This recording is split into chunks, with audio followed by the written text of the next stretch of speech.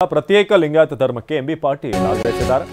ಈ ಬಾರಿ ಸಿದ್ದರಾಮಯ್ಯ ತಲೆಗೆ ಕಟ್ಟೋಕೆ ಆಗೋದಿಲ್ಲ ಅಂತ ಈ ಹಿಂದೆ 2017-18ರಲ್ಲಿ ಏನಾಗಿತ್ತು ಅದರ ಬಗ್ಗೆ ನೆನಪಿಸ್ತಾ ಎಂಬಿ ಪಾಟೀಲ್ ಹೇಳಿದ್ರು. ಹಿಂದೆ ಆಟ ಆಡದ ಹಾಗೆ ಈಗ ಆಟ ಆಡೋಕೆ ಆಗಲ್ಲ.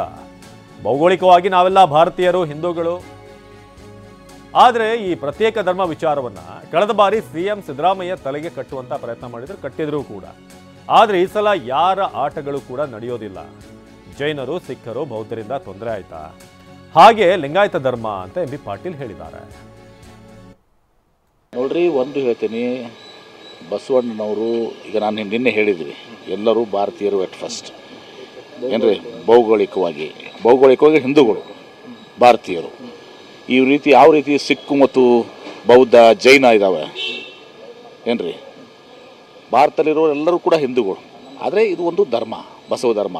ಯಾವ ರೀತಿ ಸಿಕ್ಕು ಮತ್ತು ಜೈನ, ಬೌದ್ಧ ಧರ್ಮ ಇದೆ, ಇಂಡಿಕ್ ರಿಲಿಜನ್ಸ್ ಅಂತೀವಿ ನಾವು ಅದಕ್ಕೆ. ಆ ರೀತಿ ಇರುವಂಥದ್ದು ನಾವು ಚತುರ್ವರ್ಣದಿಂದ ಹೊರಗಡೆ ಇದ್ದೀವಿ. ಬಸವಣ್ಣವ್ರು ಏನು ಹೇಳಿದ್ರು, ಶ್ರೇಷ್ಠ ಶೈವರವರು. ಈಗ ವೀರಶೈವ ಮಹಾಸಭಾದವರು ಕೂಡ ಒಂದು ಹಂತಕ್ಕೆ ಅವರು ಹತ್ತಿರ ಬಂದಿದ್ದಾರೆ. ದಾವಣಗೆರೆಯಲ್ಲಿ ಸಮಾವೇಶ ಆಯಿತು, ವೀರಶೈವ ಲಿಂಗಾಯತ ನಾವು ಹಿಂದೂಗಳಲ್ಲ ಅಂತ ಹೇಳಿದರು. ರೆಸಲ್ಯೂಷನ್ ಮಾಡಿದ್ದಾರೆ ಇಲ್ಲಿ ದಾವಣಗೆರೆ ಮಹಾದೇಶದಲ್ಲಿ. ನಮ್ಮದು ಪ್ರತ್ಯೇಕ ಧರ್ಮ ಅಂತ ಹೇಳಿದ್ದಾರೆ. ಈಗ ನಮಗೆ ಅವ್ರಿಗೆ ಅರ್ಧ ದಾರಿಗೆ ಅವ್ರು ಬಂದಿದ್ದಾರೆ. ಅವರು ಪ್ರತ್ಯೇಕ ಧರ್ಮ ಅಂತ ಹೇಳಿದ್ದಾರೆ. ಈ ಸಲ ಯಾರ್ದು ಆಟ ನಡೆಯೋದಿಲ್ಲ, ತಮ್ಗೆ ಗೊತ್ತಿದೆ. ಎಲ್ಲರೂ ಇವತ್ತು ದಿವಸ ಒಕ್ಕಟ್ಟಿನಲ್ಲಿದ್ದಾರೆ. ಇವತ್ತು ಈ ಅವರು ಕೂಡ ಮುಖ್ಯಮಂತ್ರಿ ತಲೆ ಕಟ್ಟೋದಲ್ಲ, ಯಾರ ಆಟಗಳು ಇವತ್ತು ದಿವಸ ನಡೆಯೋದಿಲ್ಲ. ಇನ್ನು ಯಾವುದೇ ಶಕ್ತಿ ಪ್ರತ್ಯೇಕ ಮಾಡಲು ಸಾಧ್ಯವಿಲ್ಲ ಅಂತ ಬೆಂಗಳೂರಿನಲ್ಲಿ TV9ಗೆ ಈಶ್ವರ್ ಖಂಡ್ರೆ ಹೇಳಿಕೆ ಕೊಟ್ಟಿದ್ದಾರೆ.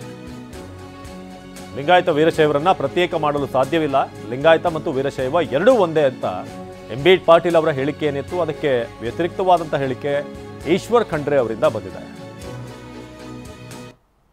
ನಾನು ಪದೇ ಪದೇ ಹೇಳ್ತಾ ಇದ್ದೇನೆ, ಲಿಂಗಾಯತರಿಗೆ, ವೀರಶೈವರಿಗೆ ಯಾರೂ ಪ್ರತ್ಯೇಕವಾಗಿ ಮಾಡಲಿಕ್ಕೆ ಸಾಧ್ಯ ಇಲ್ಲ.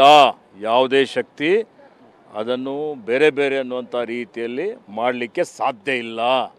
ನನ್ನ ಮಠಾಧೀಶರು, ವೀರಶೈವರು ಭಿನ್ನ ಅಲ್ಲ, ಎಲ್ಲರೂ ಒಂದೇ ಅನ್ನುವಂಥದ್ದು ಶತಾಯುಷಿಗಳಾದಂಥ ಪರಂ ಪೂಜ್ಯ ಶಿವಕುಮಾರ ಮಹಾಸ್ವಾಮಿಗಳು ಈಗಾಗಲೇ 2007ರಲ್ಲೇ ತಮ್ಮ ತೀರ್ಪನ್ನು ಕೊಟ್ಟಿದ್ದಾರೆ. ಭಕ್ತಾದಿಗಳಲ್ಲಿ ಯಾವುದೇ ರೀತಿಯ ಗೊಂದಲ ಇಲ್ಲ. ಕೆಲವೊಂದು ಜನರಲ್ಲಿ ಏನು ಗೊಂದಲ ಇದೆ ಅದನ್ನು ಸರಿಪಡಿಸಲಿಕ್ಕೆ ನಾವೆಲ್ಲ ಪ್ರಯತ್ನ ಮಾಡ್ತಾ ಇದ್ದೇವೆ.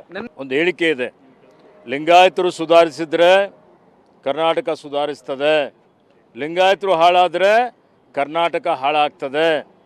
ಅದಕ್ಕೆ ಯಾರು